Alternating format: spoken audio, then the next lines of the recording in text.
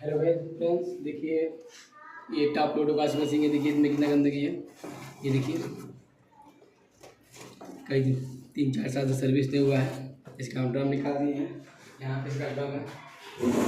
देखिए कितना सारा गंदगी है इसमें। चलिए इसको सर्विस